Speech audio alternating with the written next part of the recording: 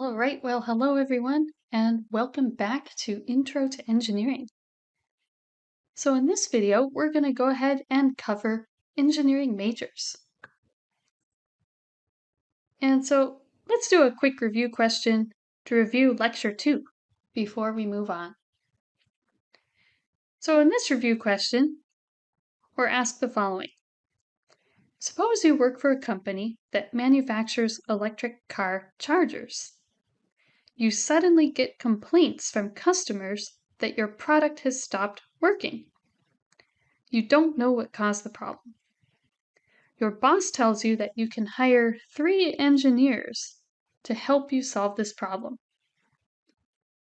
And so your goal, again, you want to find out what caused the problem and satisfy the customers. So question asks, which group of engineering functions would be the best group to hire? Take a moment and think about it. Pause the video if you need.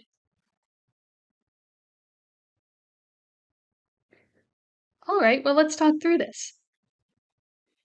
Well, education, test, and sales, that one pops out at me as being likely incorrect because we don't really need to educate our customers, and we're not trying to sell anything. Similarly, design, research, test, we're not really trying to do research here. We're left between choice A and choice B. Well, the thing that really pops out to me here is the fact that we don't know what caused the problem. We'll need to run a lot of tests and work with the design team to implement a fix. So here I would say that the best choice is actually choice B. We want to satisfy our customer with customer support, but we also want to run tests with our test engineer and work with our design engineer to implement a long-term fix. So choice B is the best answer. Choice A could also work, but you're lacking that ability to identify the root cause of the problem. So you'd really want to have that test engineer on your team as well. All right, so today let's talk engineering majors. By the end of this video, you should have a good understanding of the different engineering majors and what each of these majors does. You should also be able to briefly describe the importance of engineering technical organizations. This material comes from Chapter 2 of the book Engineering Your Future. So let's go ahead and first start out with a bit of free advice. So I wouldn't ask questions about this on the exam, but before we talk engineering majors, I'd like to give you 5 things to keep in mind. So first thing to keep in mind is that your major isn't permanent. Just because you majored in one thing, that does not stop you from learning and doing well in another. You can look at myself as an example.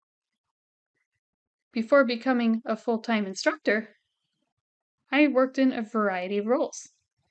Initially as a chemical engineering student, then as a researcher in a PhD programming, and then later in process engineering, manufacturing, optics, and in physics and chemistry. So even in my own career, I've worked in a variety of different roles, and many of these things I picked up on the job. So just because I majored in one thing, that did not stop me from learning and doing well in other areas. Next item. Engineering functions are also important to consider. You'll remember in our previous video, I encouraged everyone to choose engineering functions which interest you. In addition to thinking about what majors interest you, think about what functions fit your goals best and how you can learn the skills you need to succeed in those functions. Here's a personal example. When I was a student, I thought I wanted to work in manufacturing and process development. I loved the idea of building a final product and learning about how that product came together. So after finishing school, I went into manufacturing, and I found that my manufacturing roles required late night meetings, frequent business travel, and fast-paced, stressful work conditions. And I realized for me personally that that wasn't the best fit, that I preferred something with a slower pace and better work-life balance. And so one thing to think about is that software and data-focused roles tend to have a little more flexibility and better work-life balance compared to hardware roles. So you want to make sure you think about what functions fit your goals best. And that's not to say that you can't learn a lot by working in manufacturing, but you just want to make sure at the end of the day that that sort of job is the right fit for you.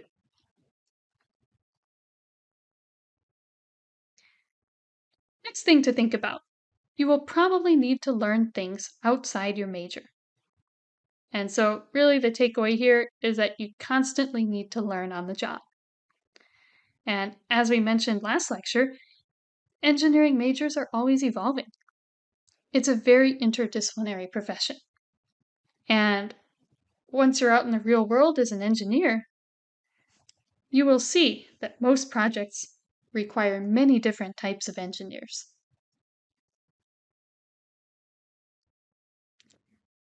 All right, next one. What you think you want may not be what you really want.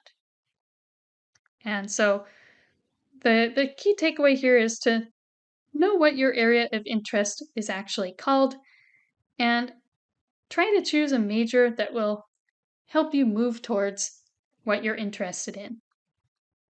And of course, it's okay to change your mind if you figure out you like something better. For me personally, I wanted to work in biotech, and I thought making pharmaceuticals would be really cool. And so I thought that biomedical engineering would be the right major for that.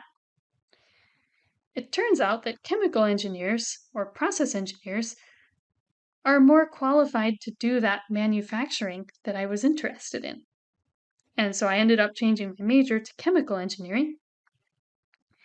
But even as a chemical engineer in the industry, I kept gravitating towards teaching and mentoring, and I ultimately ended up in a teaching role.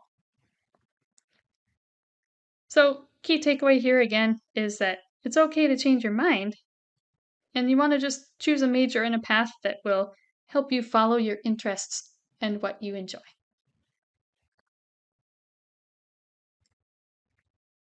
All right, last bit of free career advice. Key takeaway here is that your ideal job is probably at the intersection of what you are good at, that's your talent, what you enjoy, that's your passion, and finally, what people will pay you for, that's the business need.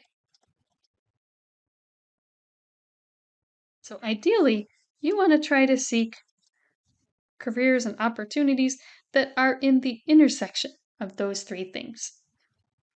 And of course, it's perfectly okay to be unsure, but often it can be helpful to list what you're good at, what you're passionate about, and what people would pay you for. And try to find opportunities that are in that intersection.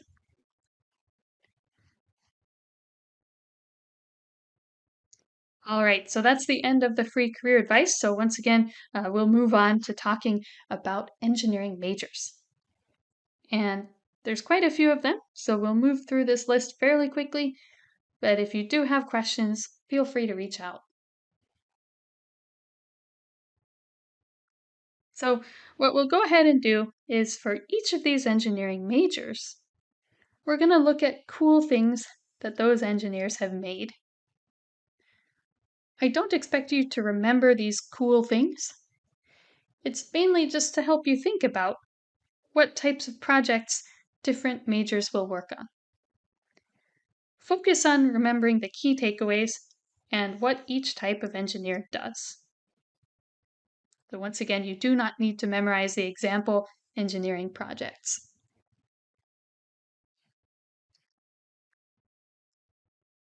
All right, so first engineering project is the passenger aircraft to space. And so this is just an image taken from this website here. And you can see it's a design concept of a Virgin Galactic Mach 3 aircraft. And so it will fly people basically into outer space at 3 times the speed of sound. So, very cool concept. And this is an example of aerospace engineering.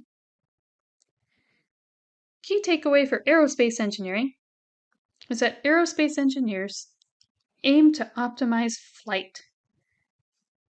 And that's flight within the Earth's atmosphere or also within space.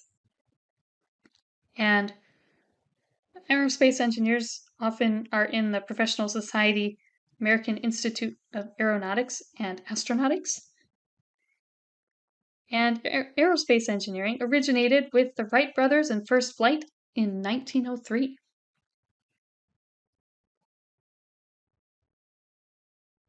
And within aerospace engineering, there's actually many different branches.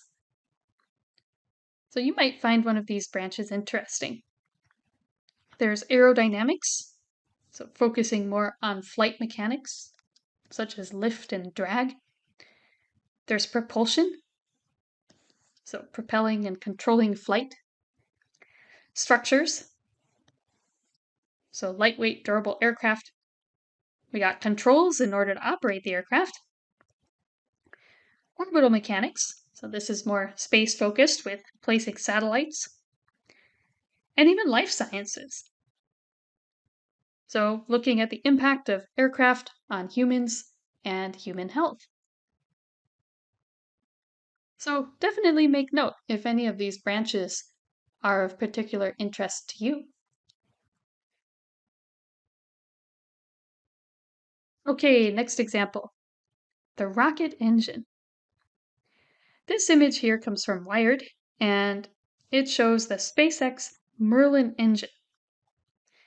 And this engine has 95,000 pounds of thrust. So if you're trying to launch something into outer space, this engine might be able to get the job done. And this engine is something that a mechanical engineer would work on. Key takeaway here, mechanical engineers work on development and operation of machines and mechanical devices. Believe it or not, mechanical engineering is one of the broadest disciplines of engineering. So if you're undecided, but you like building things with moving parts and designing physical products, mechanical engineering may not be a bad starting point. Almost every engineering team that works on a physical product needs mechanical engineers to make sure that physical product fits together and meets various requirements. There's also many branches of mechanical engineering. We've got design and controls. So these people are worrying about design and layout, assembly of mechanical components. Often they're making sure that the components fit together nicely, that tolerances are met, and so they're often involved with manufacturing, heating and cooling, fixture design, all sorts of mechanical problems. Another big branch is thermal sciences. Heat flow and managing heating and cooling are very important. And mechanical engineers will often study how heat flow and temperature changes affect a product.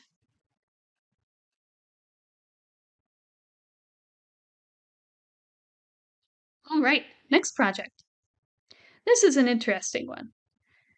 Hydroponic systems are used to do soil-less gardening. So instead of growing plants in dirt or soil, the idea is to place plants so that the plant roots are growing directly in some water and nutrient solution.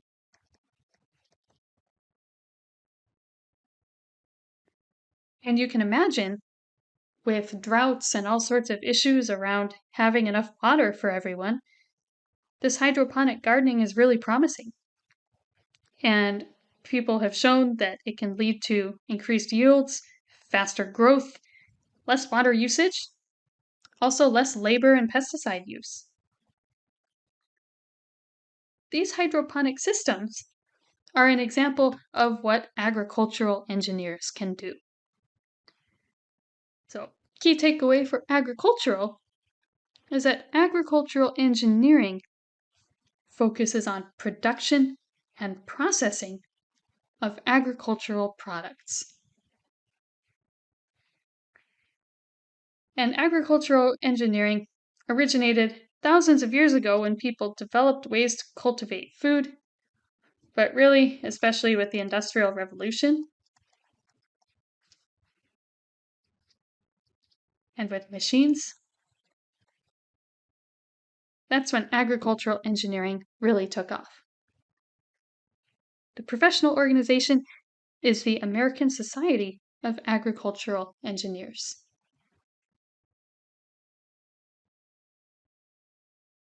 So there's many branches of agricultural engineering. There's the machinery side, where you're developing the harvest equipment, food processing, to make sure the food is delivered safely to the market, soils and water. We want to make sure that we're using land effectively, that we manage our irrigation and drainage. Structures, so things like barns, silos. There's electrical technologies to deliver electric power, and even bioengineering. I'm trying to maybe genetically engineer plants or improve the quality and quantity of the product.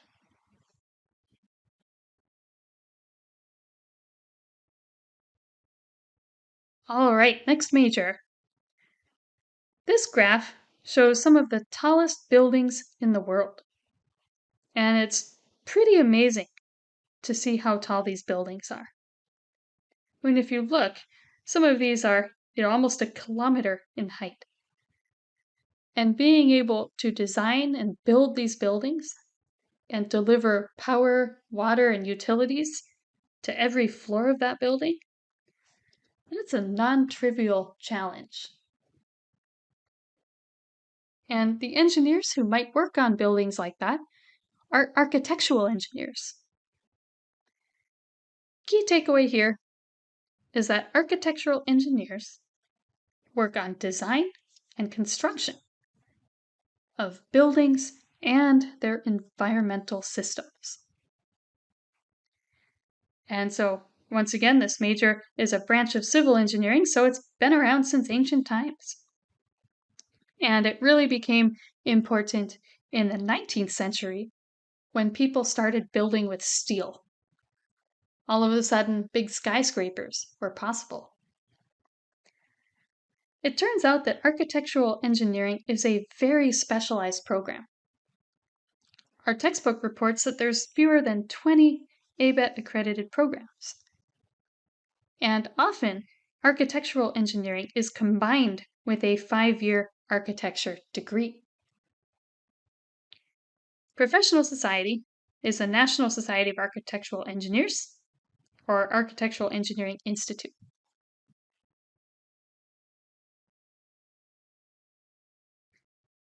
And just like with the other fields, architectural engineering has many branches.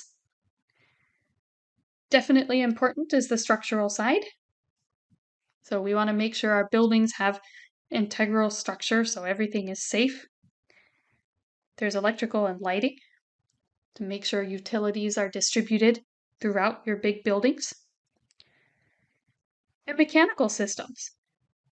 There's air quality, climate control, plumbing, elevators. Another big one, construction engineering and management. You want to make sure that that skyscraper is built smoothly and safely. And there's also emerging areas. Think about energy management or smart buildings, developing new building materials. These are all very important emerging areas.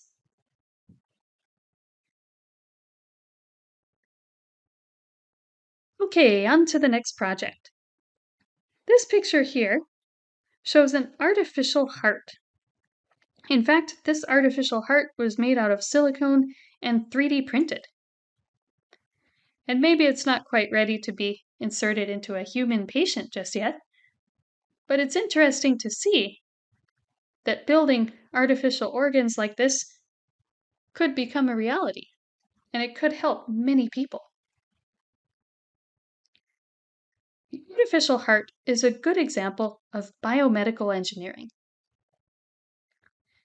Key takeaway for biomedical engineering is that biomedical engineers apply engineering fundamentals to meet the needs of the medical community.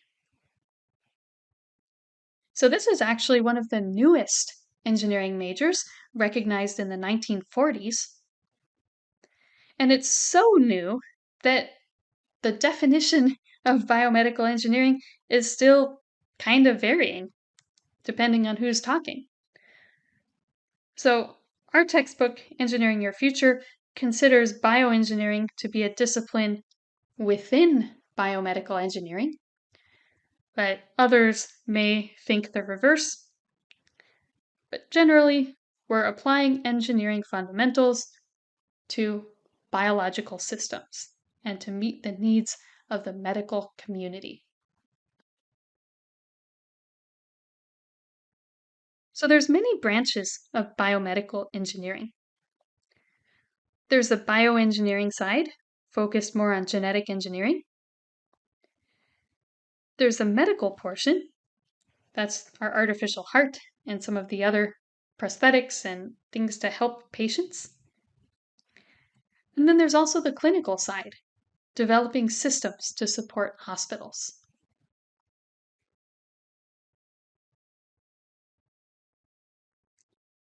All right, here's our next project. This picture here shows one of the world's largest chemical plants. And you look at this thing, and it is massive.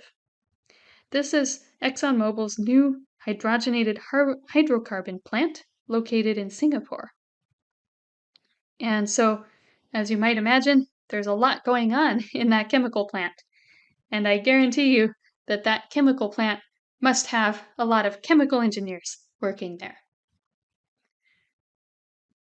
So the key takeaway for chemical engineering is that chemical engineers apply chemistry and physics to design and develop processes. This is also a newer engineering major that emerged as the demand for chemical processing rose. So late 1800s, mid 1900s. And it turns out that chemical engineering is not just focused on chemistry. Chemical engineering is also known as process engineering because the focus is a lot on optimizing those processes. We want to optimize our chemical process to get the most yield, the best cost, the most efficiency. The professional organization is called AICHE, or the American Institute for Chemical Engineers. Having myself been a chemical engineer, I can tell you that there are many branches of chemical engineering. Of course, the classic chemical engineer will work in a chemical plant, designing plants and processes. So definitely an important area. One of the highest paid engineering fields is petroleum engineering.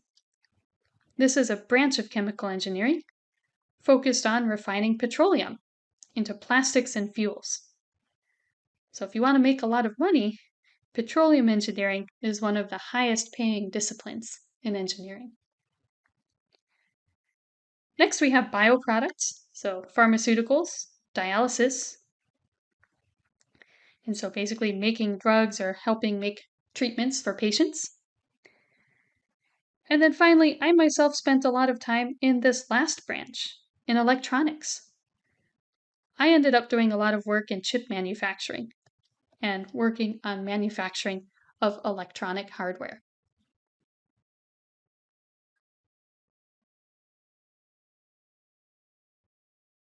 Okay, on to the next project.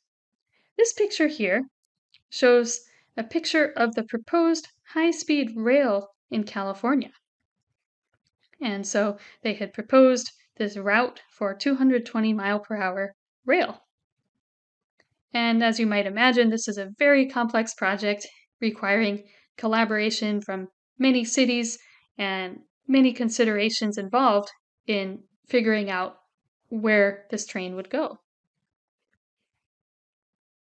This is an example of a project that would be worked on by civil engineers. Official definition for civil engineering is in our key takeaway.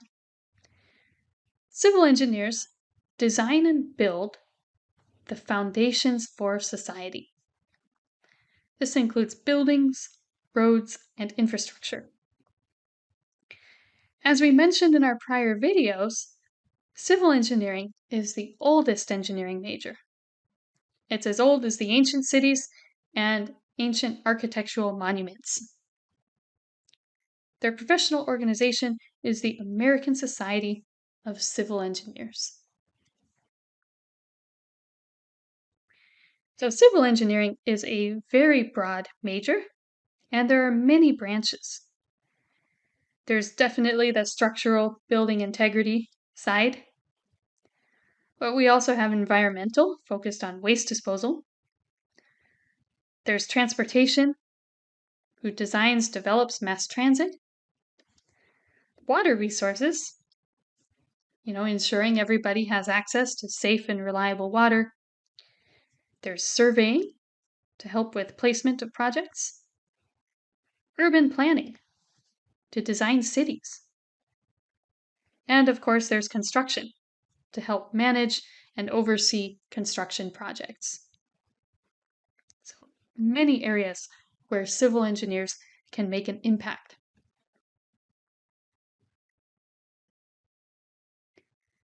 All right, on to the next project. This picture here shows a picture of a grain of rice. So this big thing is a piece of rice, and notice next to the piece of rice is the world's smallest computer. By now it may have gotten even smaller. This is a tiny computer developed by researchers at University of Michigan. And you can imagine, if you place this tiny computer inside various things, you could make tiny sensors and devices and all sorts of smart objects. And the Internet of Things is actually a big area where people are trying to make everyday objects smart and connected to the Internet. So these small computers could be a big part of that. That leads us to our next major, computer engineering. Here's the key takeaway for computer engineering. Computer engineers are focused on developing computer hardware. Notice this is not the same thing as computer science. Computer engineers do need to know about software, because software interacts with hardware. But computer engineers are focused on the hardware, the physical machines that are used. Computer scientists are more focused on optimizing the software. So please keep that in mind if this is an area of interest. If you're more interested in software, then computer science might be a better fit. If you're more interested in hardware, then you may want to pursue computer engineering. So computer engineering is a very new field, As we learned, it emerged with the rise of computers. And just like the other areas, there are many different branches. Very important branch is designing software that interfaces with hardware. Every time you develop a new smartphone or computer, you need to be able to design software which will work on that hardware. So a computer engineer needs to be involved. Also, computer architecture. This is people who develop faster, more powerful processors and who actually design the brains of a computer. Also, just general electronics. If you want to work on Wi-Fi or Bluetooth, some procedures for data transfer. And there's also newer areas like networking, security, and artificial intelligence. So being able to communicate among computers, and even developing things like voice recognition and touchscreens.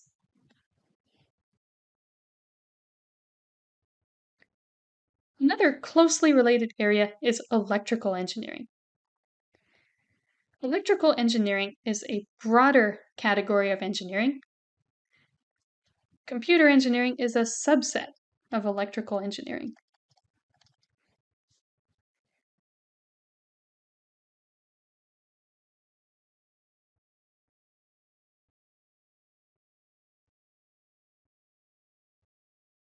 And the key takeaway for electrical engineers is that they design and develop electrical technology. This major emerged with the rise of electronic devices.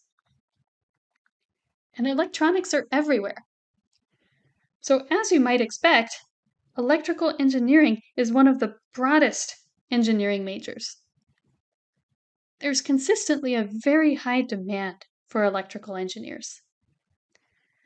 If you're one of those students who's undecided, but you're interested in working on physical hardware, electrical engineering could be a really good choice.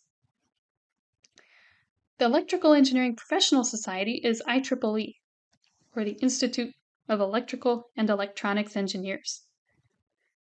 If you've looked on electrical devices, you may see that IEEE has a lot of common industry standards, which are used in everyday electronics.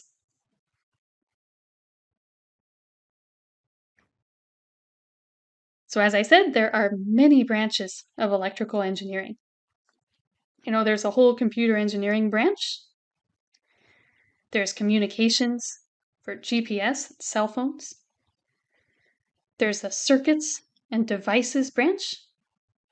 So these people are working towards smaller, more powerful electronic chips and memory. We've got control, to be able to control and monitor electrical systems.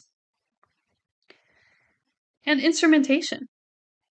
These are the people that are designing medical instruments and industrial instruments.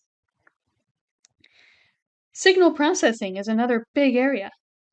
How do we filter, amplify, modify, and process signals? Think hearing aids, smartphones, medical imaging. There's also bioengineering. Again, good applications are things like medical imaging or implantable devices. And of course, there's utilities, making sure everybody has electricity. So generating, transmitting, distributing power. So there's tons of things you can do as an electrical engineer.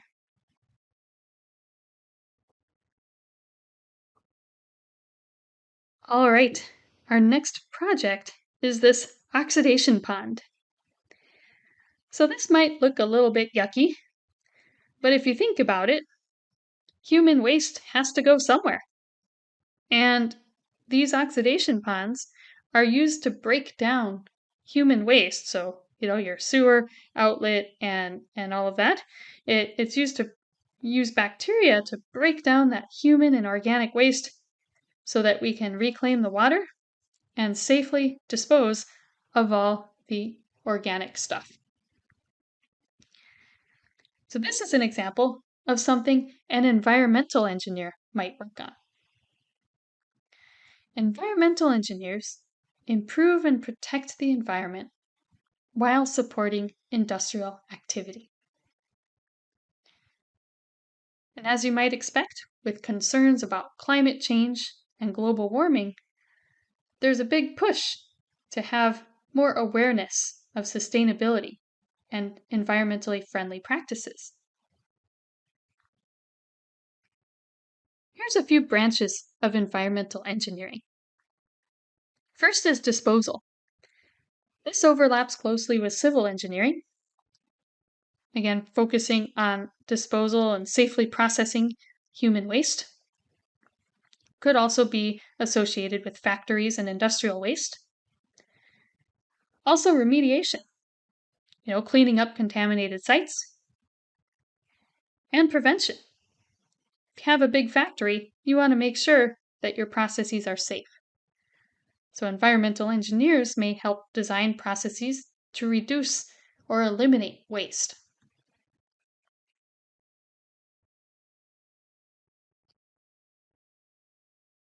All right, this next example is really fascinating.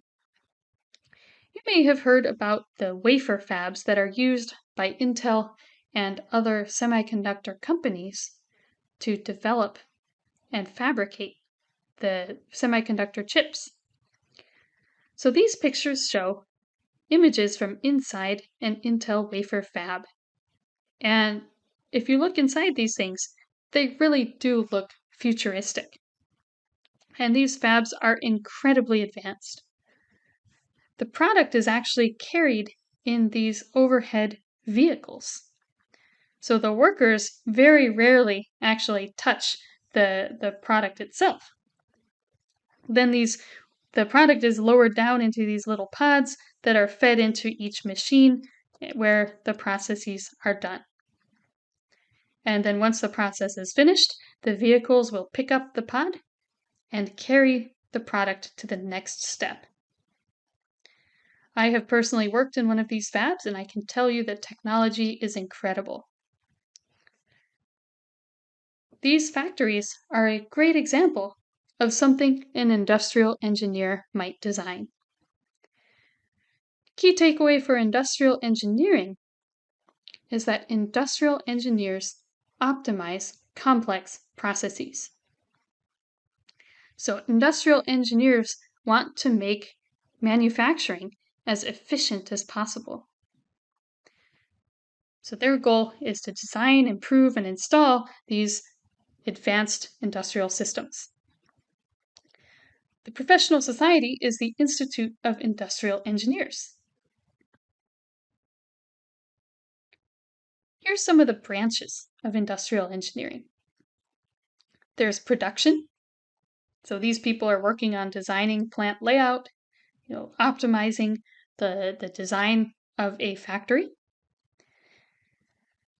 There's the manufacturing focus, and they will go down even to the individual station to streamline that process. There's human factors, where they consider how people and machines interact and how we can improve that. And finally, there's operations research. And so this can even include mathematically modeling systems in order to optimize them. You can imagine if you're trying to build millions and millions of semiconductor chips or millions and millions of product, being able to improve efficiency and reduce cost can make an incredible impact on your bottom line.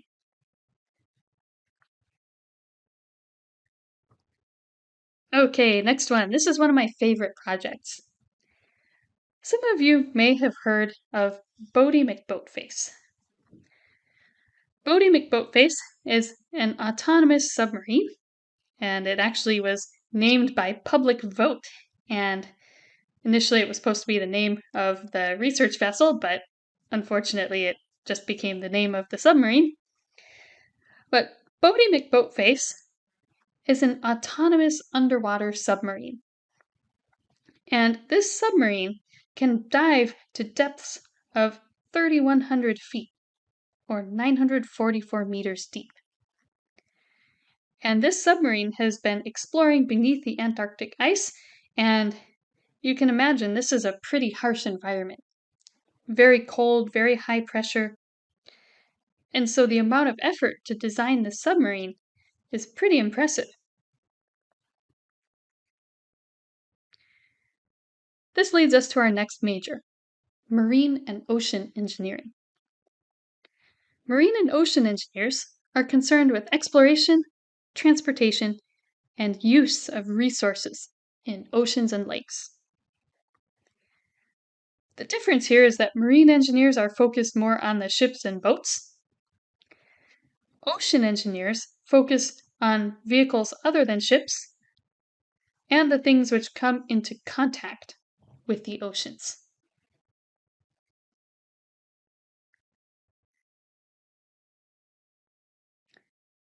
All right, next example, carbon nanotubes. You may have heard of these. It's a fascinating material. It turns out carbon nanotubes are one of the strongest materials known. They have an extremely high strength to weight ratio. And you can see in this rendering, each of these little red dots is a carbon atom. And so we can basically grow these carbon atoms in a nice lattice, and we can roll them up and form these tubes. And so the walls are only 1 nanometer thick, and these nanotubes have extremely favorable electrical and mechanical properties. Many people are investigating use of these carbon nanotubes in things like batteries and high-performance materials.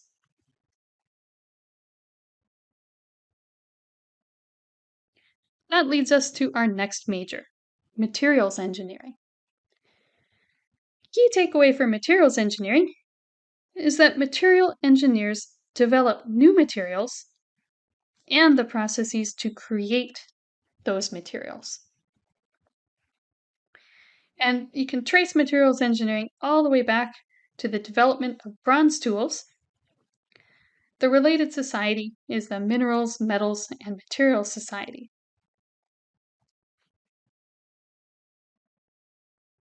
Here are some branches of materials engineering. First is structure. We need to be able to understand how our materials are actually made and how to improve them. So structure people focus on the actual structure of new materials. Also properties. Sometimes the properties of the material depend on how a material is made. For example, both graphite found in pencils and diamond are both made out of carbon. But depending on how that carbon is processed, it can become regular graphite or it can become a diamond. Next is processes. We want to design processes that will create the materials we want. And as you might imagine, some of these really fancy materials are very challenging to efficiently make. Finally, there's performance. Performance is focused on developing and improving materials and composite materials. So, developing new materials to meet some need. A good example would be developing lightweight materials for aircraft.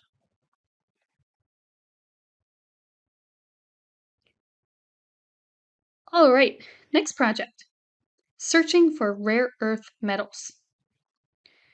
It's become a bigger news headline lately that rare earth metals are indeed rare, and yet they're needed in many consumer electronics. It turns out that over 90% of the world's supply is in China. And if China decides to cap production, then other countries might run into issues. So countries and companies are looking for other sources, such as under the ocean and even in outer space. So searching for rare earth minerals is something mining engineers may work on. Mining engineering is a smaller engineering major, but still important. Key takeaway is that mining engineers maintain the flow of minerals and raw materials. And so they're focused primarily on discovering, removing, and processing.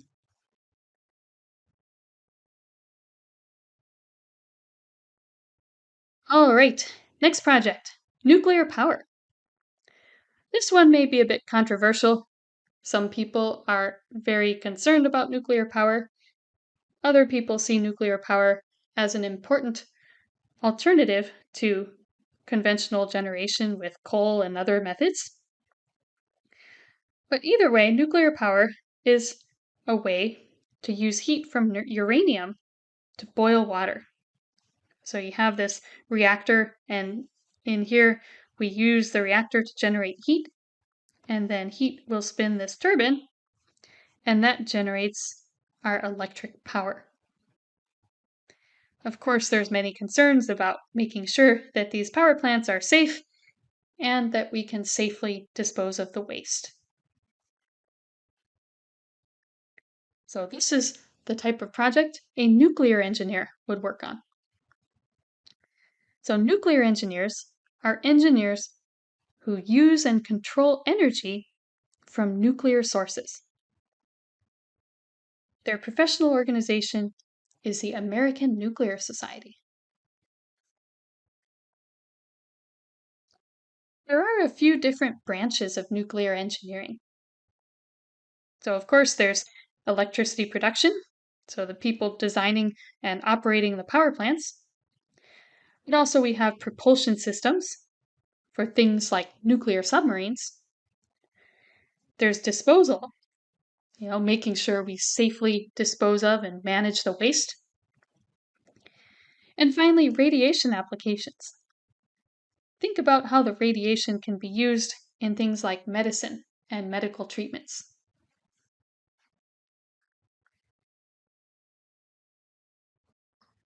All right, next project, distillation of crude oil. So when people think oil, a lot of times people think about the fuel that goes into automobiles, your classic octane gas or diesel fuel. But if you look in this image shows the distillation of crude oil. Crude oil is the oil that comes out of the ground. And if you heat up this crude oil, you can see that we can separate out different kinds of petroleum products based on how heavy they are. So we can distill the petroleum products by boiling point. And notice the most lightweight things come out the top of our distillation column, and the heaviest things like asphalt or road tar come out the bottom. And you can look at this list and see that these petroleum products are used in many applications. Not just for cars and airplanes, but also fuel for ships, heating oil, lubricants, motor oil, lots of different important applications. So the people hard at work behind this distillation are the petroleum engineers. The key takeaway for petroleum engineers is that they maintain the flow of petroleum and petroleum products, and they do so in a safe and reliable manner. Petroleum engineers focus primarily on exploration, removal of oil, transportation of oil, and refining. And as we mentioned earlier, petroleum engineers can be one of the highest paid branches of engineering because it's a very important bit of work that they're doing.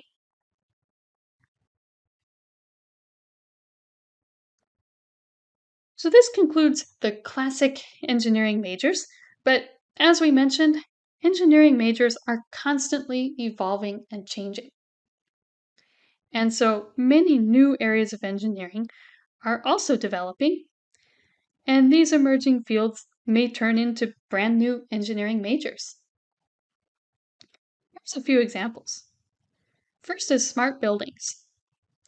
There's a lot of effort going on to develop buildings which are earthquake resistant, more sustainable, and more energy efficient. Also, nanotechnology.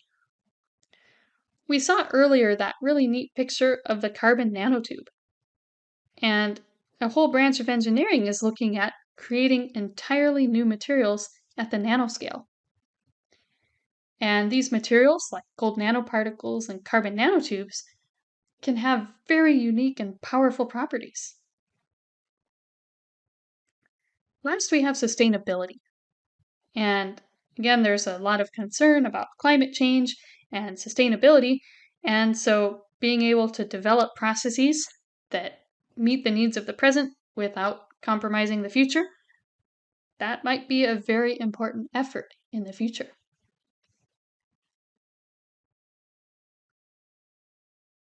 So finally, one other point to think about is these engineering and technical organizations that we talked about.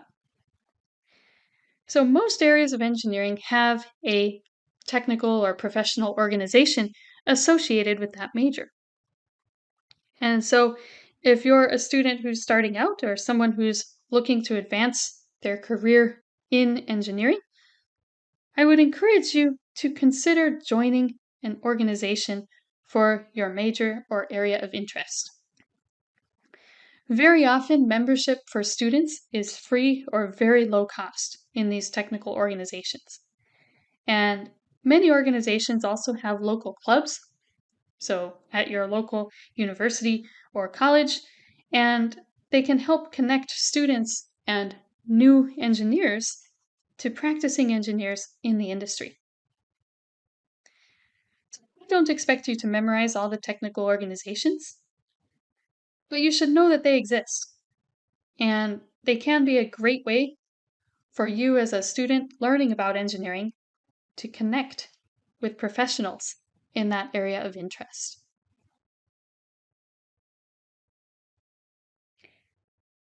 All right, so I hope you enjoyed this overview of engineering majors. And make sure you end up understanding and recognizing what each of these majors does. Someday, you might be a hiring manager, and you'll want to know what kind of engineering majors you need to hire for a given job. And of course, if you have specific questions about engineering majors or career stuff, I'm more than happy to share my own experiences in a separate session or in help hours as needed. So feel free to reach out if you have questions. And in our next class, we're going to take a closer look at engineering career paths and statistics about the engineering profession. Thanks everyone for joining the fun, and we'll see you next time.